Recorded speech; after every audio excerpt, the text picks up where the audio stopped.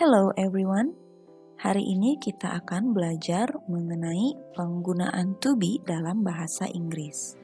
Sebelumnya kita tahu to be ini adalah salah satu aturan yang paling dasar dalam grammar. Dalam bahasa Inggris, to be ini mempunyai fungsi yang cukup penting dalam penggunaannya, yaitu sebagai penghubung antara subjek dan juga predikat. Dalam bahasa Indonesia kita tahu ada istilah subjek, predikat, objek, dan keterangan atau disingkat dengan SPOK. Nah, jika kita mencoba mengartikan si to be ini ke dalam bahasa Indonesia, dia biasa diartikan sebagai adalah atau bahkan tidak memiliki makna apapun, jadi tidak diartikan. Karena to be ini adalah predikat, jadi dia tidak bisa disebut sebagai verb atau kata kerja.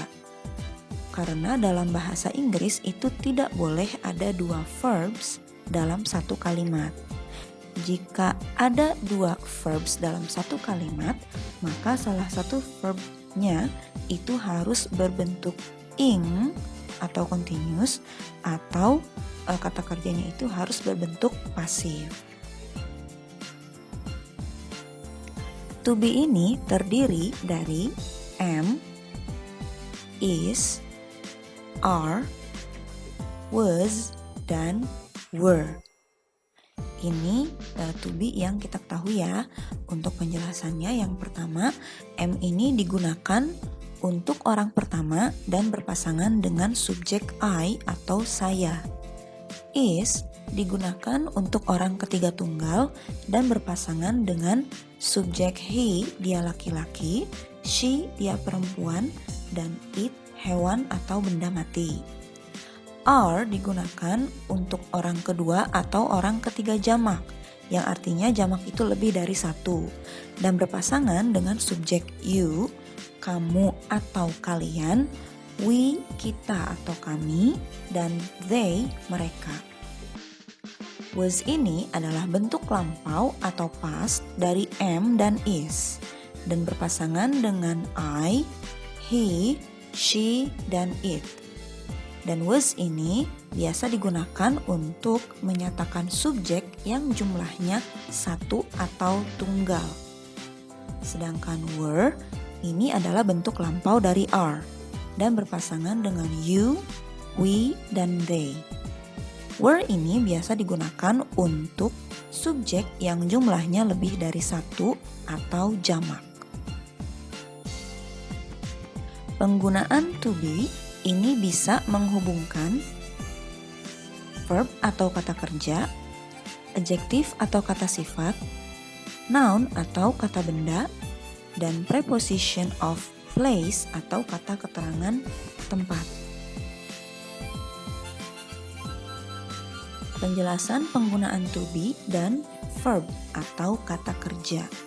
Pengertian verb itu sendiri adalah kata-kata yang menyatakan tindakan seperti makan atau eat, minum atau drink, tidur atau sleep, dan lain-lain. Jadi selama kata-kata tersebut merupakan aktivitas atau kegiatan, maka dia disebut sebagai verb atau kata kerja.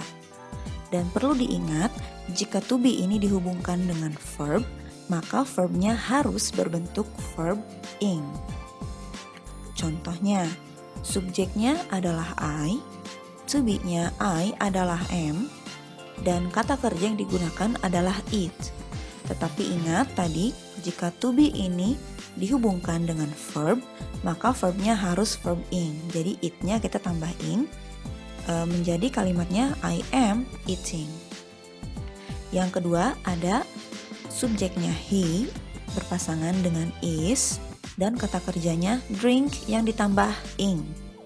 Jadi kalimatnya he is drinking. Kemudian ada subjek they berpasangan dengan are, dan kata kerja sleep yang ditambahkan ing. Jadi kalimatnya they are sleeping. Dan jika to be dengan verb ing ini dalam satu kalimat itu diartikan ke dalam bahasa Indonesia adalah kegiatan yang masih berlangsung atau sedang terjadi.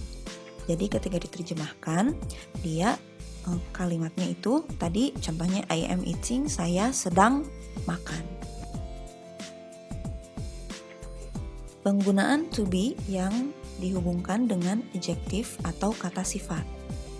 Kata sifat ini berfungsi untuk menjelaskan atau mendeskripsikan kata benda seperti beautiful, smart, happy, dan lain-lain. Jadi dianggap sebagai memberi keterangan lebih, rincian yang lebih kepada kata benda, dan kita sebut itu sebagai memodifikasi. Contoh kalimat penggunaan to be dan adjektif itu yang pertama ada subjeknya I, to be-nya adalah am, dan contoh adjektifnya adalah happy. Ada yang kedua subjeknya he, to be-nya adalah is, dan kata sifatnya adalah smart. Yang terakhir ada subjeknya they, to be-nya adalah are, dan kata sifat yang digunakan adalah beautiful. Perlu diingat beautiful ini L-nya 1 ya, tidak double. Oke. Penggunaan to be untuk dihubungkan dengan noun atau kata benda. Noun ini dia adalah kata yang digunakan untuk menamai orang, benda, hewan, tempat, dan konsep abstrak seperti cat, students, teacher, dan lain sebagainya. Jadi kata benda ini tidak harus identik dengan benda mati. Bisa juga seperti konsep abstrak. Di sini kita menggunakan contoh teacher, yaitu salah satu termasuk ke dalam jobs atau pekerjaan. Dan di sini juga tidak harus benda mati. Kita menggunakan contoh cat atau kucing dan students atau murid, siswa, dan pelajar. Contohnya adalah subjeknya adalah it, to be-nya is, dan kata benda yang digunakan adalah a cat. Jadi kalimatnya it is a cat yang diterjemahkan sebagai ini seekor kucing.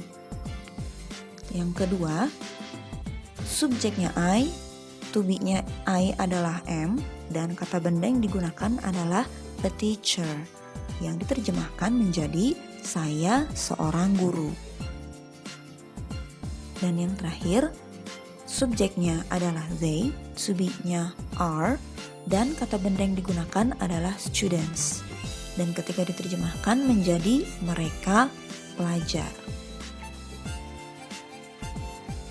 Yang terakhir, penggunaan to be yang dihubungkan dengan preposition of place atau kata keterangan tempat. Ada beberapa preposition dalam bahasa Inggris dan salah satunya adalah preposition of place. Preposition of place ini adalah kata yang digunakan di depan kata benda yang menggambarkan posisi seperti in, on, at, under, dan lain sebagainya. Contoh kalimatnya, subjeknya I, to be-nya I adalah am, dan preposition of place yang digunakan adalah in the classroom.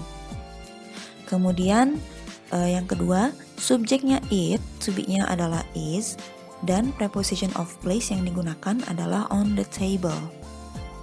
Yang ketiga, subjeknya they, to be-nya adalah are, dan preposition of place-nya adalah at school.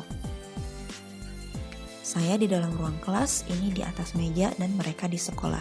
Itu semua adalah kata keterangan tempat. Perlu diingat bahwa subjek itu tidak harus we, they, he, she, atau it saja. Tetapi bisa juga diganti dengan nama, negara, hewan, atau benda. Tergantung ya kita sedang membicarakan apa. Contoh kalimat yang subjeknya diganti dengan nama, ini yang pertama jika to be-nya adalah is. Kalimat pertama adalah Canada is a country, yang bisa diterjemahkan sebagai Kanada adalah sebuah negara. Kanada ini dia kata gantinya adalah it. Yang kedua, Mary is a student. Nah, Mary ini dia kata gantinya adalah she. Bisa diganti Mary, bisa diganti siapa saja. Yang ketiga, kata di sini John is at home. Dia kata gantinya adalah he. Yang keempat, a cat is on the chair. Seekor kucing ada di atas kursi. Dan yang terakhir, a cat is an animal. Seekor kucing adalah seekor hewan.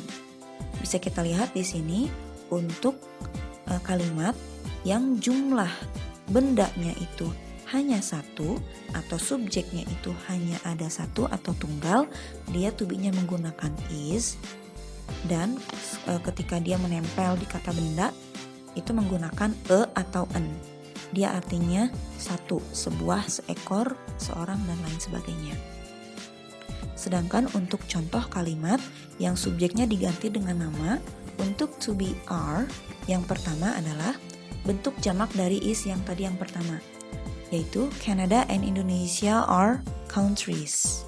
Tadi hanya Canada is a country, kalau Kanada saja yang kita bicarakan, ini kita bicarakan menyebut dua nama negara. Ada Canada and Indonesia, karena dia lebih dari satu, jadi menggunakan to be-nya are. Yang kedua, Mary and Anna are students. Tadi hanya Mary saja, ini sekarang ditambah dengan Anna, maka to be-nya menjadi are.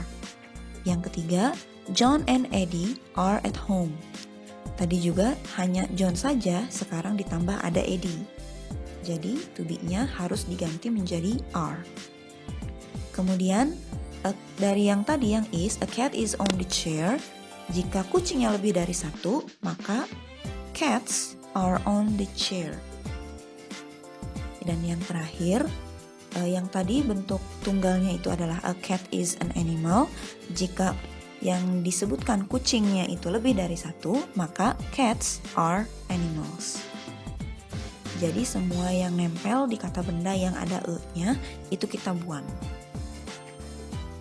Dan jika kalimat tersebut dalam bentuk lampau atau terjadi di masa lalu atau past ya, to be-nya diganti dengan was atau were. Tergantung dari subjeknya, apakah dia tunggal atau jamak. Yang terakhir, ada to be dalam bentuk contractions atau kontraksi. Kontraksi yang dimaksud dengan kontraksi ini adalah sebuah kata atau frasa yang dipersingkat dengan membuang satu atau lebih huruf di dalamnya. Biasanya huruf yang dibuang tadi digantikan oleh tanda kutip tunggal atau apostrofi.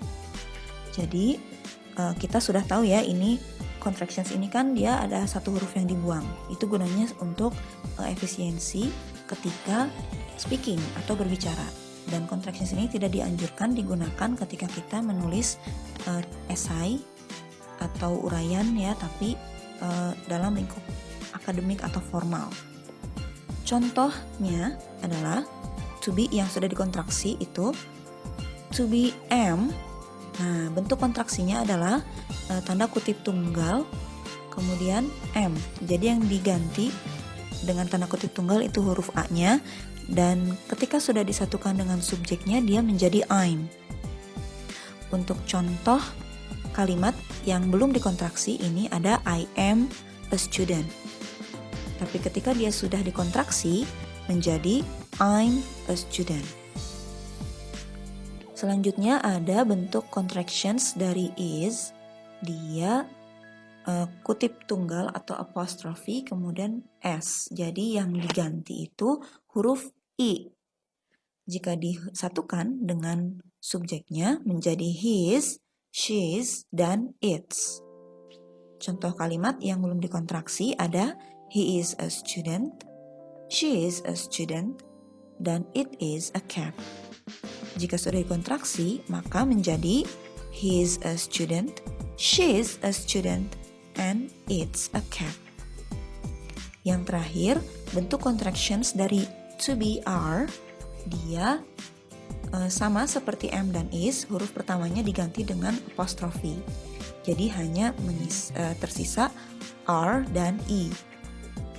Jika disatukan dengan subjeknya, maka menjadi their, we're, dan your.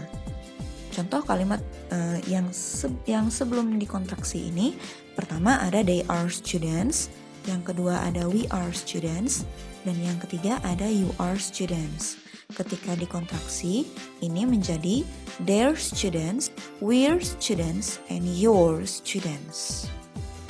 Seperti itu. I think that's all for today. Itu dulu untuk hari ini.